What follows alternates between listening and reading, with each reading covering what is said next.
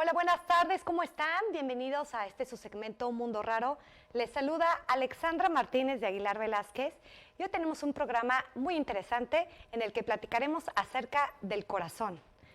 Hoy tenemos a dos doctores que nos acompañan de la Unidad de Diagnóstico Cardiovascular, UNDICAR, ubicada en la clínica Diabemed, especializada en prediabetes, diabetes y obesidad. El doctor Germán Toledo de la Cruz y Javier Chino Flores. Bienvenidos a este programa, doctores. Muchas gracias, Alexandra. Un gusto estar aquí y gracias por invitarlo. Gracias, Alexandra. Muy emocionado por estar contigo platicando hoy. No, y nosotros también lo estamos, porque hoy van a escuchar acerca de estos especialistas, cómo cuidar nuestro corazón, qué tratamientos ofrecen en esta clínica especializada y sobre todo mitos y recomendaciones para estar al 100 con nuestro corazón. Doctores, platíquenos de qué trata la clínica UNDICAR. UNDICAR, bueno, como bien lo dices, es una unidad de diagnóstico cardiovascular, más que de tratamiento, es para ver y detectar enfermedades cardiovasculares, ¿no? Para prevenir y diagnosticar enfermedades para poder curar, más que nada esto, ¿no? Esto es, hay un abanico de estudios que hacemos, ya nos contará el doctor Chino Flores. Sí, claro, mira, UNDICAR surge recientemente y pues tenemos muchos servicios. Nos especializamos allá en hacer estudios de diagnóstico, principalmente pues el electrocardiograma, que por excelencia es el estudio primordial, básico de la función cardíaca. Hacemos también ecocardiogramas, pruebas de esfuerzo, otro tipo de estudios como son monitoreo Holter de 24 horas, monitoreos de presión arterial ambulatoria de 24 o 48 horas y entre otros más que más adelante vamos a tener disponibles, Alexandra. ¿En qué consiste un diagnóstico en un paciente que va por una consulta general? Bueno, como te decía Toledo, ahí no vemos consulta, nos especializamos únicamente en hacer estudios de diagnóstico. Por ejemplo, hablando del electrocardiograma, consiste en el registro de la actividad eléctrica del corazón, ¿no?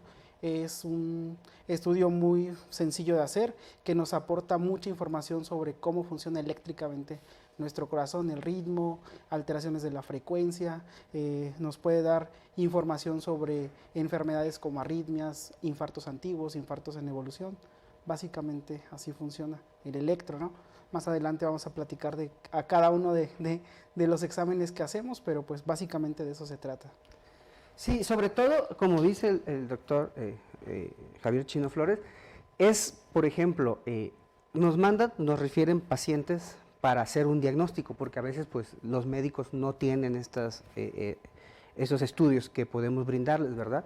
Por ejemplo, el electrocardiograma, como bien dice, frecuencia, a ver si hay infartos, diagnosticamos de acuerdo a eso y a nuestra interpretación de ese estudio, es enviado a su médico que nos lo refiere para decir más o menos qué tiene o qué se observa en ese estudio. Puede ser normal o puede ser un paciente que haya alguna alteración por que se están obstruyendo las arterias, ¿no? Por así decirlo, o una alteración de ritmo. Y a partir de ese estudio, que es el de base, el electrocardiograma, tenemos otros más, por ejemplo, si el paciente, o si nos refieren, por ejemplo, a hacer una prueba de esfuerzo. Una prueba de esfuerzo que también con el cual contamos no es más que monitorizar en tiempo real, en ejercicio físico, la actividad del corazón, ¿verdad? ¿En qué se hace esta prueba de esfuerzo? Se hace como si fuera en una banda sin fin, le dicen, o coloquialmente una caminadora para que todo el mundo sepa más o menos cómo es. Se monitoriza con parches en el corazón, en la parte del tórax, y obviamente monitoriza corazón. De acuerdo a esto, pues vamos viendo cómo funciona la frecuencia cardíaca, cómo funciona si hay algún tipo de arritmias, si hay alguna alteración con las arterias coronarias, ¿verdad? Las arterias que coronan y que irrigan al corazón, ¿no? En grandes rasgos esto. ¿Cómo se deben de preparar los pacientes que van con ustedes a realizarse estos exámenes? Ok, bueno, depende mucho del estudio, ¿no? La mayoría no requiere una preparación tan extensa, tan complicada. Por ejemplo, en el caso del electrocardiograma, únicamente acudir con ropa cómoda, sabiendo pues que van a descubrir la parte anterior del tórax. Esto es importante sobre todo en mujeres, ¿no? Que pues bueno, cuidamos mucho el pudor, cuidamos mucho la privacidad del paciente, pero pues en ese tipo de estudios es necesario descubrir el tórax. Lo mismo con el ecocardiograma, acudir con ropa cómoda y pues conscientes de que vamos a trabajar en la zona del tórax. Lo mismo en la prueba de esfuerzo. En el caso del Holter, pues bueno, ahí también acudir con ropa cómoda, vamos a descubrir la región anterior del tórax y pueden ir a su casa con el aparato y regresar al siguiente día a retirarlo. Digamos que lo que lleva un poquito más de preparación o que tiene indicaciones para la preparación un poco más complejas es la prueba de esfuerzo. En este caso, los pacientes deben acudir en ayuno, por lo menos de 4 a 6 horas. Vamos a retirar antes de hacerles examen algunos medicamentos que pueden interferir con la interpretación del estudio. Necesitan ir sin haberse aplicado cremas, lociones, porque eso puede interferir con los parches, y pues acudir de preferencia acompañados, ¿no? Exactamente. ¿Qué recomendaciones le puede dar a quienes nos están viendo, doctor Germán, para cuidar nuestro corazón? Y aunado a esa pregunta, ¿qué mitos hay acerca en cuanto a alimentos y bebidas que te lo pueden dañar? Bueno, ¿qué recomendaciones? Una de las principales causas, obviamente, y lo más importante, ¿no?, en la vida diaria de las personas, y dependiendo de la edad que va teniendo esa persona, ¿no? No siempre somos jóvenes y vamos, ¿no?, cada vez con más edad, y con la edad van aumentando los riesgos, ¿no?, cardiovasculares, ¿verdad? Entonces, una de las cosas importantes es cambiar estilo de vida, ¿verdad? El estilo de vida, o más que cambiar, mantener un estilo de vida, aparte de cambiar si no lo lleva, mantener un estilo de vida. Y estilo de vida hablamos de cambios de hábitos alimenticios y actividad física, ¿verdad? Ese es el estilo de vida. Y aunado a la otra pregunta, y si mantenemos el mismo tema, es qué hábitos alimenticios y qué estilo de vida. Bueno, cambios de hábitos sería, por ejemplo, en disminuir el consumo de grasas saturadas, ¿verdad? Disminuir el consumo de grasa animal. No es que nunca lo podamos consumir, simplemente consumirlo moderadamente, ¿no? Aquel paciente que está previniendo. Aquel paciente que está enfermo, ya obviamente con su médico en la consulta lo verá de qué grado debe de reducirlo. Comer más frutas, más verduras. Sin embargo, no es solamente decir cómo comemos frutas, no. ¿Qué porciones de frutas hay que comer? ¿Qué cantidades?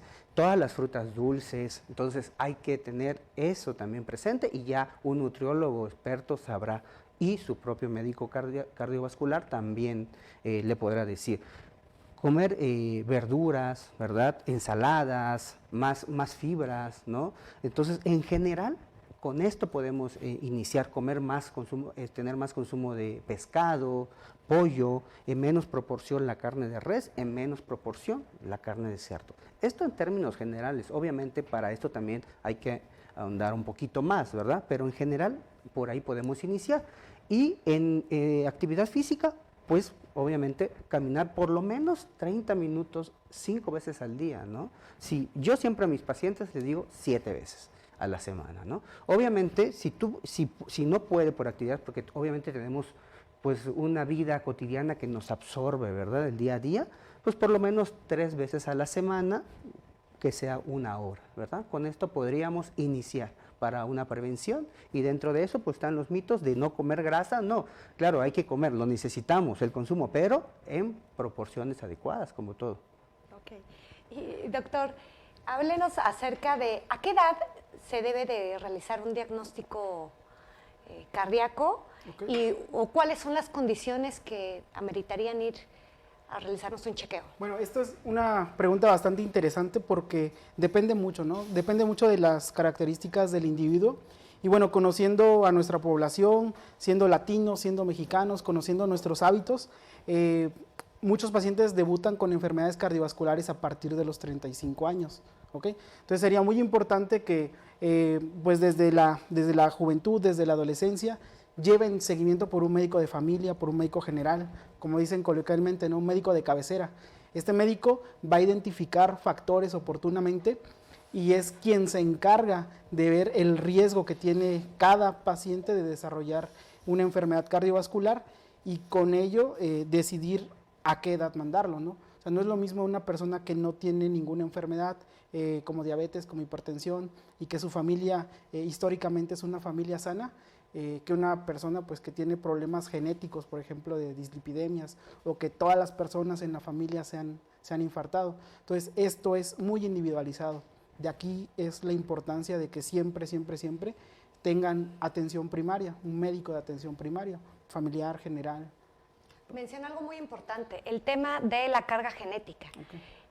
¿En qué porcentaje la carga genética influye en los hijos y en los hijos de sus hijos para que puedan heredar un problema cardíaco?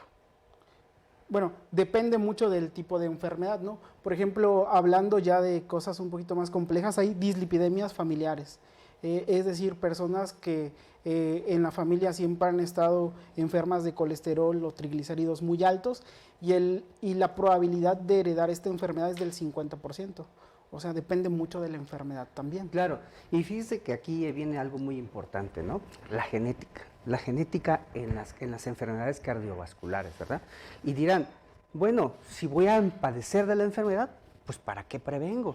¿Para qué hago ejercicio? ¿Para qué me alimento bien? ¿Y para qué hago todo? Bueno, es súper importante, porque a partir de esta prevención primaria, como bien lo dice el doctor Javier Chino, que hay que prevenir, a partir de esta prevención primaria, podemos alargar o que nunca se exprese, ¿no?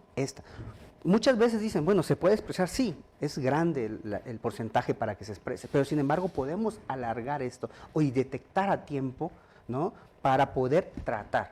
Pero mientras más tiempo podamos postergar que aparezca esta enfermedad, mucho mejor, ¿no? No es lo mismo tener una enfermedad a los 30 años, 40 años, que a los 60, 70, 80 años, ¿verdad?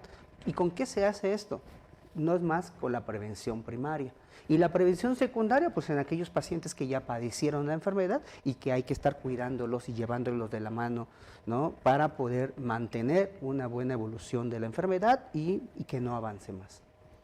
Y ahora otro tema igual muy importante que nos han preguntado mucho es acerca de los ataques cardíacos, ¿no? ¿Cómo identificar que estamos sufriendo de un o como tal un ataque cardíaco? ¿Y qué hacer uno, que es el que lo está padeciendo, y quienes nos rodean? ¿Cómo nos pueden auxiliar? Bueno, voy a iniciar y voy a adelante, que continúe el doctor. Sí. Para iniciar, bueno, hay muchos síntomas, ¿no? De los ataques cardíacos. Depende en cada persona, si estamos hablando de personas adultos mayores, si estamos hablando de mujeres, si estamos hablando de jóvenes. Sin embargo, vamos a generalizar algo en síntomas porque son muchas formas de presentar. Obviamente hay opresión en el pecho y a veces es como sensación de que nos oprimiera algo. A veces hay ardor detrás del tórax, detrás del pecho, ¿no? Se puede irradiar a cuello, se puede ir dolor en mandíbula, adormecimiento de brazo izquierdo o ambos brazos, falta de aire, ¿verdad? Sensación de náuseas, vómitos, sensación de miedo. Es una de las causas que pueden ser. No sé, el doctor quiera agregar. Claro, como dice el doctor Germán, hay síntomas típicos y síntomas atípicos. Lo que nos acaba de describir, pues, se refiere a síntomas claramente típicos, ¿no? El término ataque cardíaco es un término que no utilizamos aquí en México. Es un término que viene del anglicismo, ¿no? Heart attack de Estados Unidos, pero bueno, aquí en México se conoce como angina, infarto de miocardio, depende, ¿no? De muchas cosas. Pero básicamente se caracteriza por dolor, como decía el doctor Toledo, dolor de tipo opresivo en la zona anterior del tórax. No siempre es dolor, a veces es sensación de un hueco en la parte de adentro del tórax, o el dolor no necesariamente es aquí en el pecho, sino empieza en la mandíbula, en el cuello, en la espalda, en los hombros. Y pues bueno, también hay que identificar quiénes son las personas que están en riesgo de padecer este tipo de problemas, ¿no? Angina o infarto. Pues son personas que, pues mayores de 35 años, que tienen otras enfermedades como diabetes, como hipertensión, como problemas en los lípidos, personas que fuman mucho, que tienen hábitos sedentarios. Y pues bueno, lo que se debe hacer es inmediatamente acudir a un servicio médico de urgencias, ¿okay? En urgencias, los médicos que estén encargados de ese lugar, lo primero que deben hacer es identificar el síndrome clínico, que es angina, y hacer un electrocardiograma por lo menos en los primeros 10 minutos después de que el paciente llega, ¿no? Obtener un electrocardiograma. Simultáneamente pedir estudios de laboratorio que pues básicamente son troponinas cardíacas que nos sirven para identificar que hubo un daño en el corazón. Si así fuera, si todo esto saliera positivo, si se confirmara el diagnóstico mediante el electrocardiograma, los síntomas y los estudios de laboratorio, pues bueno, ya hay muchas estrategias de tratamiento que más adelante seguramente nos van a invitar para platicar de ellas. Claro ¿Okay? que sí. Entonces, como regla general, o lo que podemos hacer como base, es inmediatamente que sintamos algún tipo de, pues, de dolor, ¿no? Que no sea algo normal, que también ese término de normal, pues creo que no existe, inmediatamente acudir con nuestro médico o a urgencias, ¿no? Sí, mire, es importante, disculpa Alexandra, sí es cierto, algo usual, no siempre que es normal, ¿no? Es algo usual que el paciente esté acostumbrado o no esté acostumbrado a sentir, a presentar. Cada persona será diferente. Y sí, como dice el doctor Javier Chino, urgencias, es lo importante. Depende, claro, eso tiene que ver de dónde nos encontremos. Oaxaca tiene sus características especiales, ¿no? Son lugares muy intrínsecos, llegar. Lo importante es, por lo menos, tener de primer contacto los familiares, identificar que el paciente, hacerle caso, siempre escucharlos, es importante. Siempre decir, me duele el pecho, tengo falta de aire, y siempre escucharlos, ¿verdad?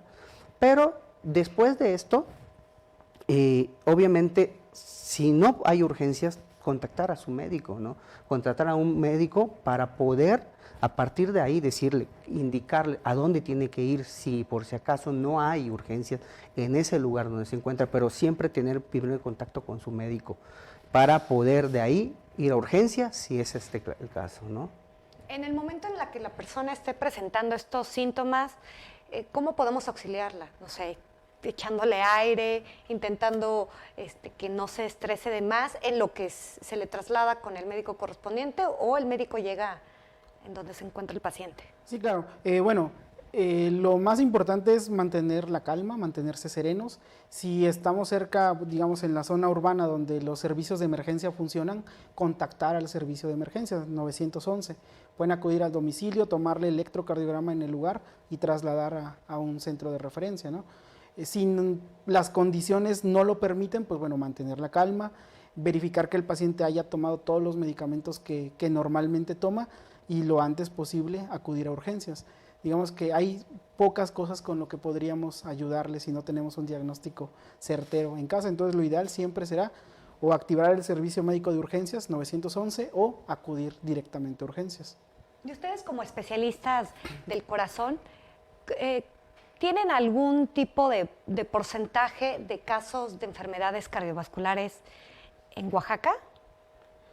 Bueno, no es por asustar a la audiencia ni nada de eso, pero desafortunadamente las enfermedades cardiovasculares son la principal causa de enfermedad en nuestro medio y la principal causa de muerte. O sea, no es con el fin de asustarlos, sino pues que conozcamos nuestra realidad, ¿no? Por ejemplo, si usted es una persona que tiene diabetes, que tiene presión arterial alta, que en algún momento desarrolla algún síntoma como dolor en el pecho, yo creo que sería un buen momento para solicitar la opinión de algún experto. Y en primer lugar, obviamente, como dice el doctor, la primera causa de enfermedad en el mundo de muerte cardiovascular es la cardíaca, ¿no? Entonces siempre es tratar de estar previniendo. Si hay síntomas y si padece de diabetes, hipertensión o hay antecedentes en la familia de esto, siempre acudir a su médico para llevar un seguimiento de prevención primaria si no tiene enfermedad. Y si ya lo tiene, seguir una prevención secundaria, siempre acompañado de su médico, y no es por espantar, pero es necesario siempre acudir a un médico, siempre. No nos dejemos llevar también por las cosas que nos puedan decir, los tratamientos alternos, ¿no? Siempre. Un médico siempre va a hacer la diferencia, y un cardiólogo, en este caso en las enfermedades cardiovasculares, pues va a ser lo mejor para el paciente. Regresando un poco a la pregunta acerca de los mitos que existen en torno de las enfermedades cardiovasculares, mucha gente ha comentado que la salud bucal es muy importante y tiene relación con el corazón, ¿no? Que si uno es mal diagnosticado y tratado en algún tipo de caries o alguna enfermedad periodontal, se afecta el corazón. ¿Qué tan cierto es esto? Pues sí, mire, depende. Ahí también tendremos que ver si hay una enfermedad preexistente, ¿no? Sobre todo en enfermedades valvulares, ¿no? Que sí, si hay enfermedad de caries, siempre hay que